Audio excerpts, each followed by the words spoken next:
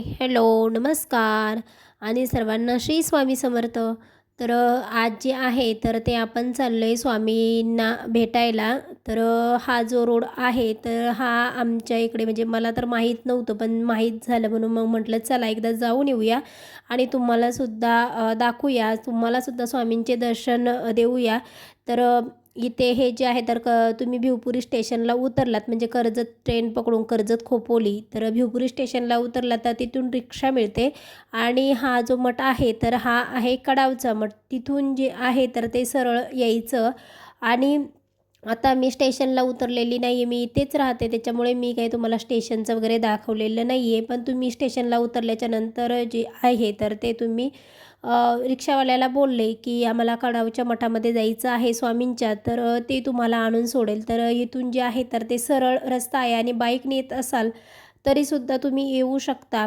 जे कर्जतला रोड जातो त्याच रोडनी जे आहे ते चिंचवली म्हणून एक छोटंसं गाव येतं, तिथून आतमध्ये यायचं आणि तिथून जे आहे तो सरळ हा जो रोड आहे हा रोड आहे.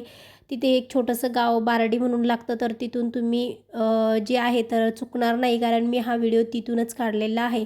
सरळ यायचं. तिथे पुढे जे आहे एक नदी लागते, एक इन्स्टिट्यूट आहे तासगावकरची. तिथून पुढे आलं चांदई गाव जे आहे ते लागतं आणि इथे एक जी आहे ती सरकारी स्कूल आहे. इथून हे 4 रस्ते दिसतात, इथून जे आहे आपल्या राईट साईडला वळायचं आणि हा जो रोड जातो हा सरळ जातो. सरळ रोडनंसुद्धा तुम्ही जाऊ शकता, पण आम्ही जे आहे ते असं गावातून जातो म्हणजे थोडंसं लवकर पोहोचतो. इथून ही जी रोड आहे मठामध्ये जायचं हा पूर्ण रोड जो आहे तो गावातूनच आहे. फक्त बारडीच्या साईडला जो आहे तो आहे आणि बाकीचं जे चांदई आणि कडावला आलो आपण तो एकदम गावातूनच हा जो रोड आहे हा जातो. तुम्ही जर बाईकने येत असाल तर कोणीही तुम्हाला सांगेल. आणि आता आपण जे आहे ते कडावला पोचलो आहे. कडावच्या जो मेन मार्केट असतो तिथे आपण आलो आहे. इथूनसुद्धा सरळ यायचं आणि इथे एक मेडिकल आहे आणि त्याच्याच बाजूला जे आहे एक फ्रूटवाले आहे. यांच्याकडून मी नेहमीच जे आहे ते केळी घेत असते मठात जायला. नेहमीच म्हणजे मी 2 ते 3 वेळेसच गेले मी इथूनच घेते आणि त्यांना जरी तुम्ही विचारलं तरीसुद्धा ते तुम्हाला सांगतील. तिथून सरळ असं निघालं इथे जे आहे एक छोटासा तलाव आहे आणि ह्या तलावाला बघितलं एकदम गावाकडची आठवण येते, कारण इथे हा जो तलाव आहे इथे बायका वगैरे जे आहे ते कपडे वगैरे पण धुतात, जे तुम्हाला पुढे दिसेलच. हा रोड कुठेही ओळायचा नाही आहे. जिथे ओळायचा होता तिथे मी तुम्हाला सांगितलं की आपण राईट साईडला यायचं आणि तिथून आणि तुम्ही कोणाला जरी विचारलं तरीसुद्धा तुम्हाला स्वामींकडे जाण्याचा रस्ता तुमच्या मनामध्ये जर असेल तर तुम्हाला कोणीही सांगेल. सरळ त्या तलावापासून आलं इथून हे जे रस्ते दिसत आहेत याच्या आपल्याला लेफ्ट साईडला जे आहे ते वळायचे आणि इथे ना खूप जास्त फार्म हाऊस आहे, मंगल कार्यालयसुद्धा आहे.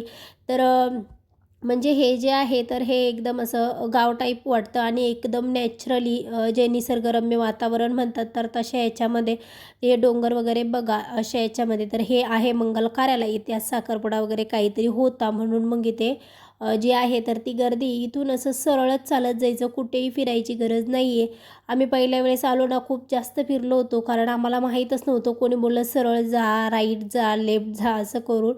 पण शेवटी जे आहे ते स्वामींना शोधलं आणि स्वामींनी मला त्यांच्यापर्यंत घेऊनच आले. तेव्हापासून जे आहे ते आम्ही इथेच येतो.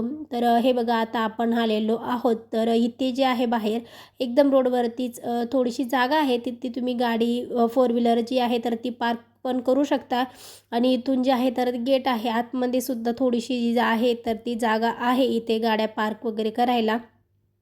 पण आम्ही जे आहे ते आलो तिथेच बाहेरच जी आहे ती गाडी लावतो आणि इथून इथे जे आहे असं छोटं फिल्टर लावलं आहे पाण्याचं, जे स्वामी भक्तांसाठी.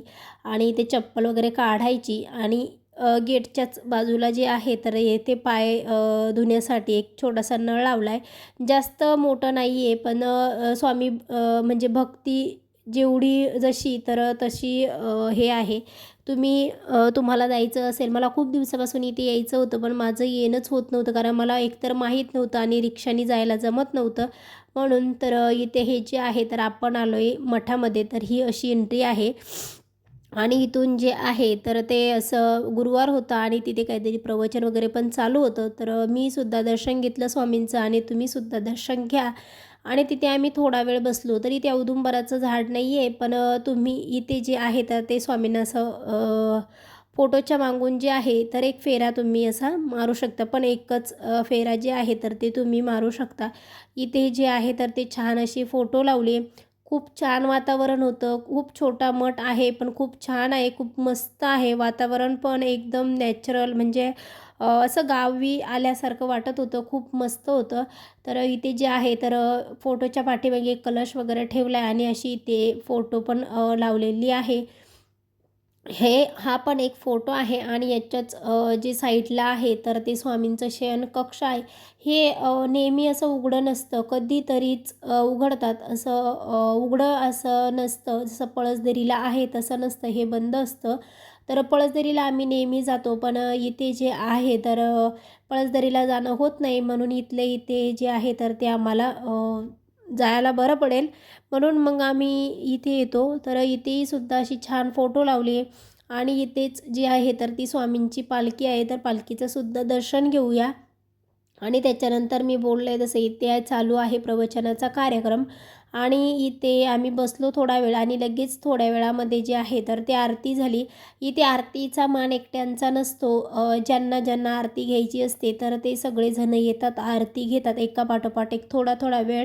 तर असं आरती घेऊन झाली आणि जे आरतीच्या वेळेला किंवा आरतीमध्ये आलेले होते, उशीर झालेला असतो तेव्हा, तर ते आत्ता दर्शन घेतात आणि मग इथे समोर जे आहे तर ते महाप्रसादाची सुद्धा सोय असते. आता तुम्हाला जर म्हणजे उपवास वगैरे असेल तर यांनी मला ह्यावेळेस प्रसादाला विचारलं तर मी म्हटलं मला उपवास आहे. तर साबुदाणा खिचडीची सुद्धा सोय आहे असे म्हणाले. आता नेहमी असतात की नाही मला माहीत नाही, पण होतं यावेळेस.